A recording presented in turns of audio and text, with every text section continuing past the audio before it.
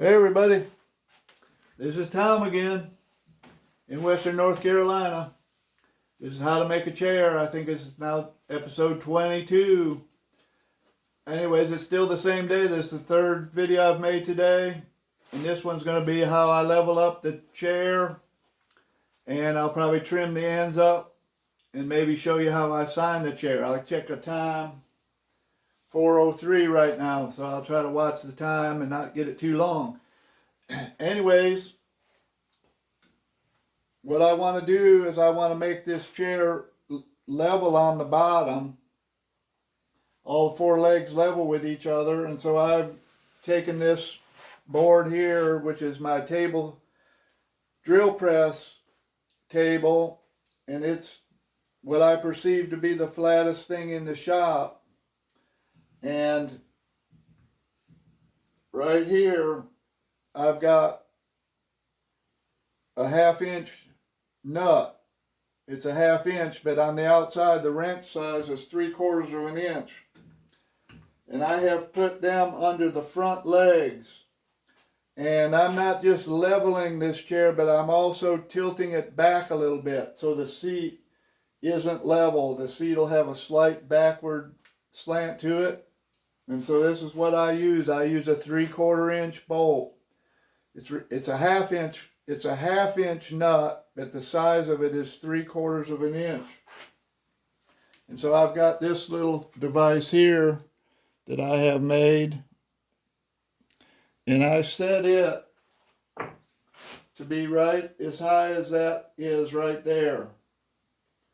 And then I take it and go back here, and what I'm doing now, if this chair, see this chair isn't perfectly flat, this leg is not touching, but I hold it down right here, so this is touching, this is touching, and this is touching, and I draw a line around here like that, and then I draw a line around here.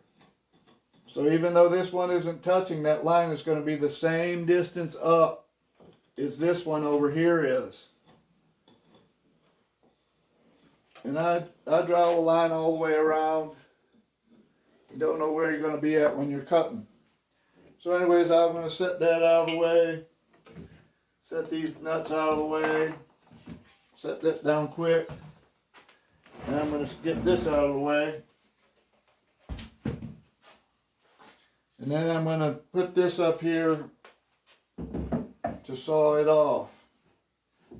This isn't usually the usual place that I do this, but I'm doing it for the camera today. But I can clamp that right there. Oh, let's see. That'll be good enough. Anyways, let me see if you can see that. Yeah, you can see it. Anyways, I'm going to saw this off right here. Right at that line.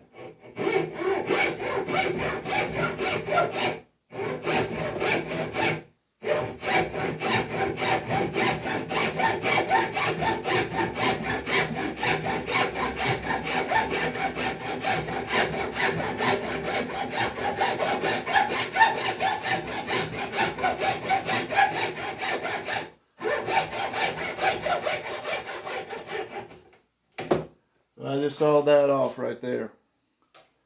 Anyways, now I'm going to just saw this off. I could switch this around and clamp it. It might be a little more stable, but I'm pretty sure I can do it just right here without too much trouble.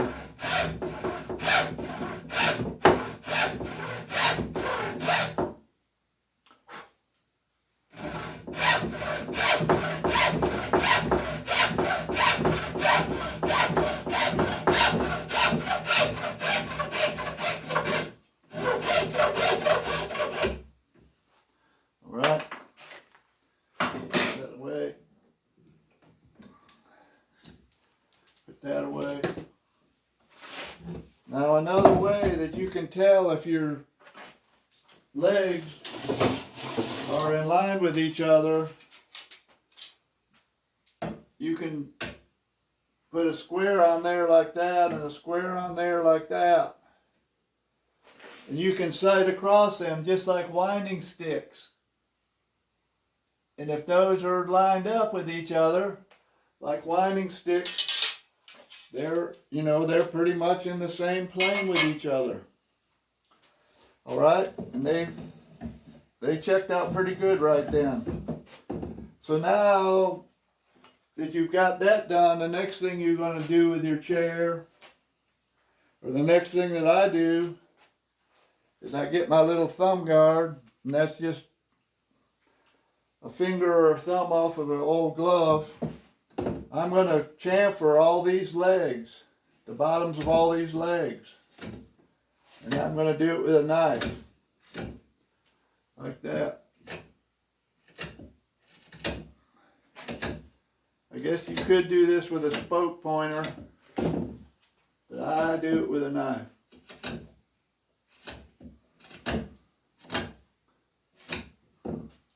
I usually do it sitting down with a chair, holding the chair just up on the floor, and that way I can turn the chair 90 degrees 4 times and have a different angle to attack these from. But I'll do the best I can with it like this, just so you can see it on the camera.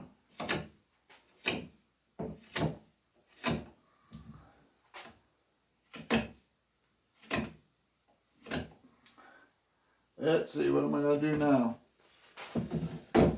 Maybe go around like this. Get it from over there. My thumb guard's not staying on.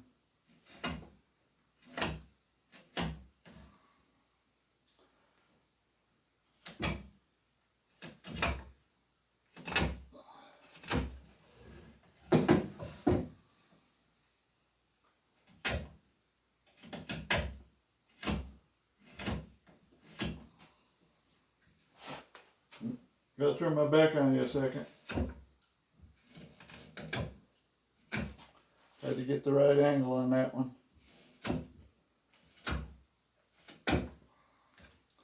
All right, now this one's here where you sawed it. You might just want to clean up the bottom a little bit so it's just not saw marks on the bottom. But that's what that curved part of your knife is for. You should be able to just very carefully go across there and plane that. Make that smooth. This one's rough still.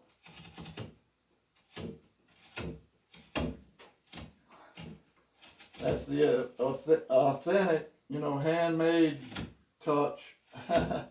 Not that anybody's ever going to look at the bottom of these legs.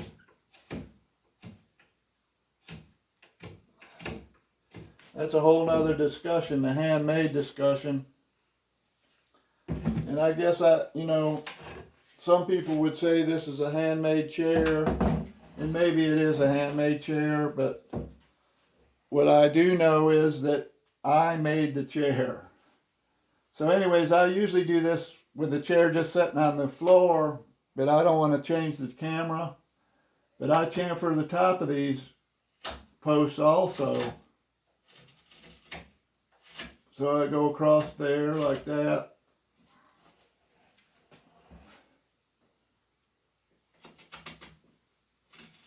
Go across there.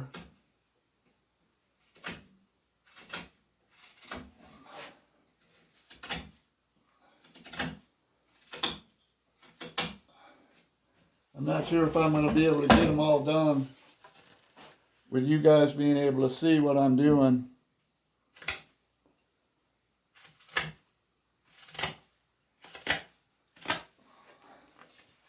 Maybe that's on the camera. Hope it is.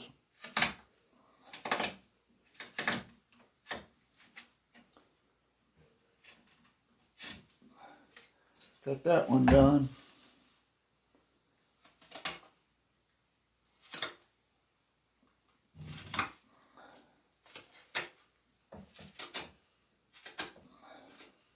Okay, and the same thing with the top of these. You want to plane these off somehow or another. and there's a good chance that nobody's going to look at the bottom of the legs, but they might want to see the top of this. And you don't want it to be big old gouge marks, but you want, sometimes a person will want to know and be able to feel that that was actually whittled off and not just sanded, or not just sanded, smooth. You know, some people want to see and feel that furrow mark in there.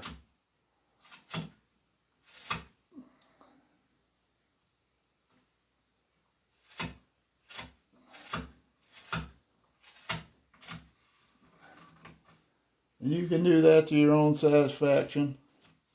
Now sometimes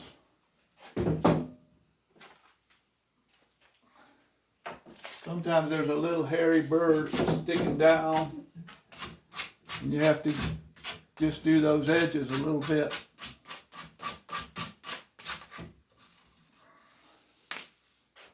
Anyways, okay, we're doing good. There's only 10 minutes so far. So the next thing that I do, and you notice that my chair's not sitting flat. I wish it was, but it's not, so it's just too bad. I'll put a little wedge right under there to hold it flat. The next thing that I do to these chairs is I sign them. And I believe that chair is complete right now.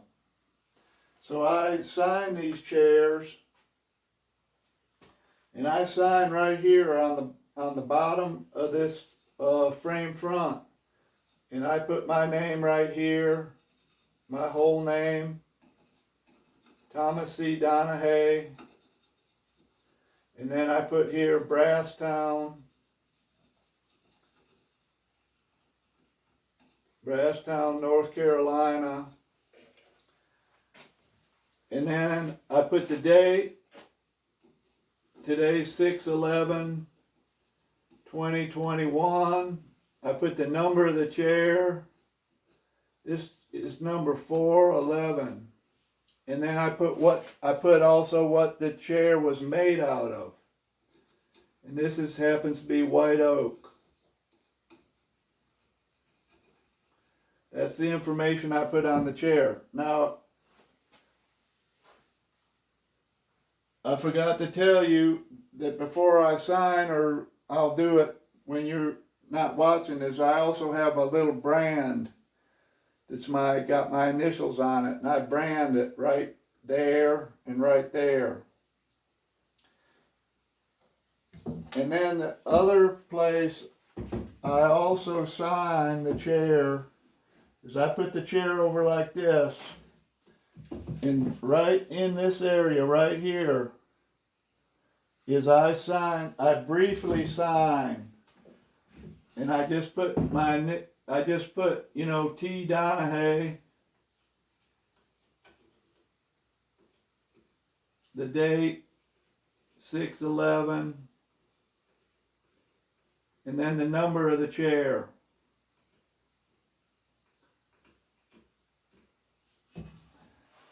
Anyways, I don't know if you can see that or not. I doubt if you can read it, but right there is where I signed it. But anyways, when that chair is just wherever it ends up, it's not going to be able to be seen. But if a person says, well, what is that chair? Who is it? And stuff, you're not going to be able to read this under here, but you will be able to pick this chair up and carefully, if you know where to look, you'll be able to look in there and see that. Anyways, so that chair now is put together, signed. I still need to brand it, but you don't need to see that. And then the next thing I'm going to do is oil the chair.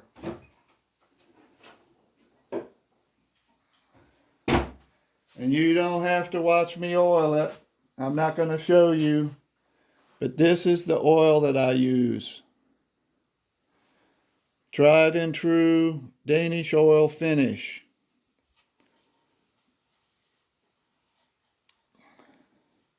I think you can look it up on the internet and order it. I buy this from Lee Valley, I think I get it from. Anyways, a quart lasts a long, long time. I keep this in my kiln, my rung kiln, so it stays warm. And I put it on as light a coat as I can put on. And after I get done doing the whole chair, I take rags. I actually use old white socks, put them on my hands, and I go over the complete chair with those rags and completely wipe it off as best I can. So there's no just dripping oil or anything like that. You don't want any drips and stuff. And I set it aside, and it dries in a day or a couple of days it takes to dry. And then I do it again. I do a second coat, and I don't know if it needs the second coat, but I do the second coat.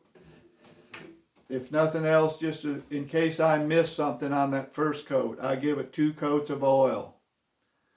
And that pretty much will be the end. That chair is done then, once it's oiled.